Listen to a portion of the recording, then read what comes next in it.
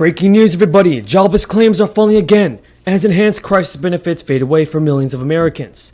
Joe Biden is continuing his push for Congress to pass more financial benefits, also known as fourth stimulus checks, out to the American people. Welcome back to the channel, everybody. Here is the latest news about the fourth stimulus check that you have to know. This is very important stimulus information, folks, and you definitely don't want to miss it. So weekly jobless claims have hit another crisis-era low as the elimination of enhanced benefits have sent fewer people to the unemployment line. And also, President Biden said that he would not support adding a work requirement for the enhanced child tax credit in the Democrats' massive social spending bill. This puts him at odds with Democratic Senator Joe Manchin of West Virginia. Biden told CNN that all these people are working and millions of children are set to be lifted out of poverty this year because the Democrats temporarily beefed up the child tax credit in the last stimulus relief package. Extending the enhanced credit is included in Democrats' massive social spending bill. Now Manchin, whose supporters need to pass legislation, has said he wants to require parents to work in order to qualify for the credit. And that's a shift that could exclude millions of the nation's poorest families. Medicaid, there are 860,000, I think it's 860, don't hold me the exact number, it's over 800,000, who qualify for home health care aid for their parents. But there's no money there. There's no money there. So what we do is we provide the funding for Medicaid to allow you to be able to keep, if your parents had their home, keeping them in their home if you want it, or get help in your home with home care from professionals helping you take care of them.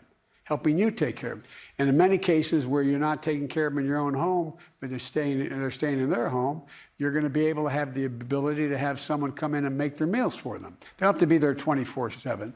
So there's a lot of things we're doing. In addition to the process, we're going to be able to train up those home care workers who are usually minority women, women of color, as well as immigrants. And they have the capacity to learn more as they go along to move to the point where they can become practical nurses and things like that. So it makes a lot of sense, and it's cheaper than it is to not do it. One of the other things that Democrats are looking to do is to expand Medicare to include dental, vision, and hearing as well. Given all the negotiations that are going on, will all three of those still be covered? That's a reach. And the reason why it's a reach, I think it's a good idea. And it's not that costly in relative terms, especially if we allow Medicare to negotiate drug prices. But here's the thing.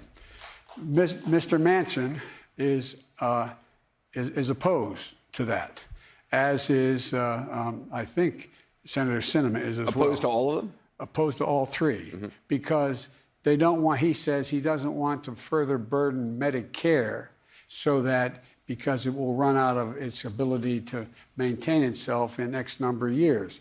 There's ways to fix that, but not interested in that part either. But look, Joe's not a bad guy. Travel to New Jersey, where he will visit a school and one of the busiest railroad bridges in the country to continue rallying support for both his bipartisan infrastructure deal and Build Back Better agenda. Back in Washington, President Biden will meet with His All Holiness Ecumenical Patriarch Bartholomew and welcome the official delegation of the Orthodox Christian Church of the United States. I was about to lose my Greek American card there for a second, but I think I sailed through.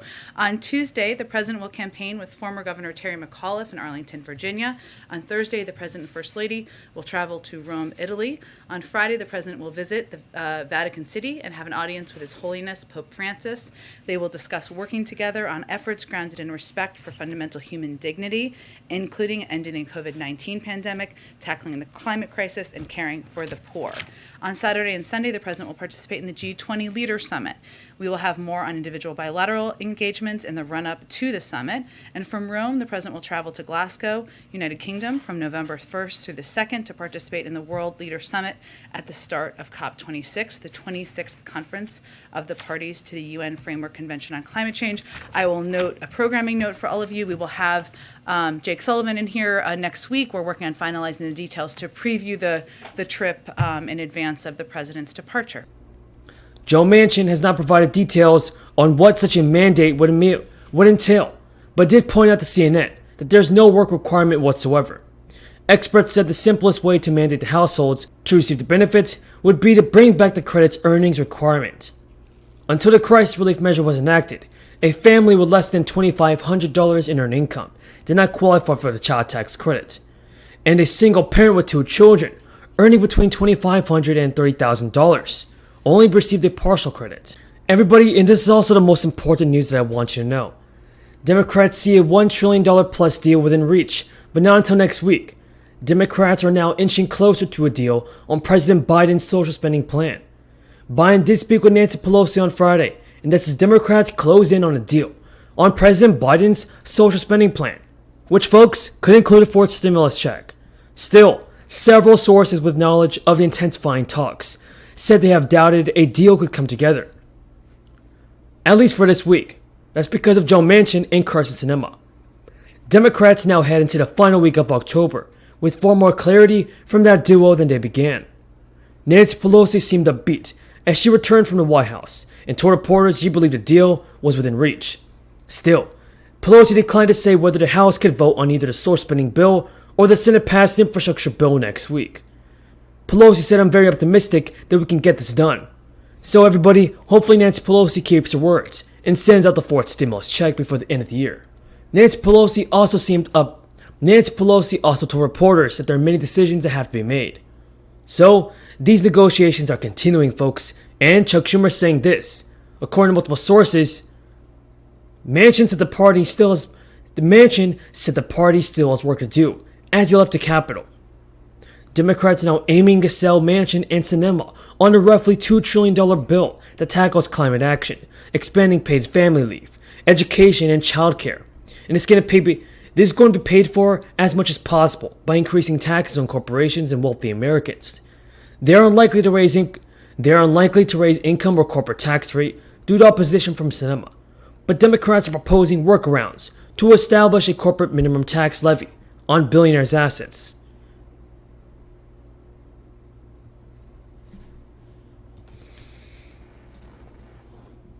Thank you again, everybody, for your support. Now let's see what Bernie Sanders is saying about the fourth stimulus check.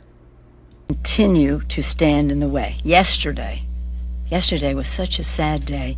Senate Republicans voted to aid and abet the most dangerous campaign of voter suppression since Jim Crow, as they blocked a vote on the Freedom to Vote Act, hurting their own constituents and dishonoring the sanctity of the vote in our Constitution.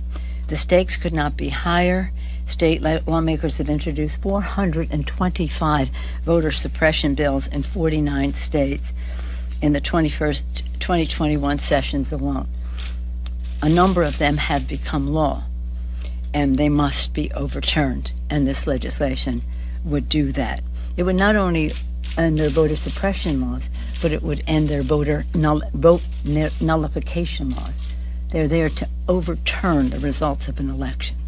Really? House Democrats have passed H.R. 1.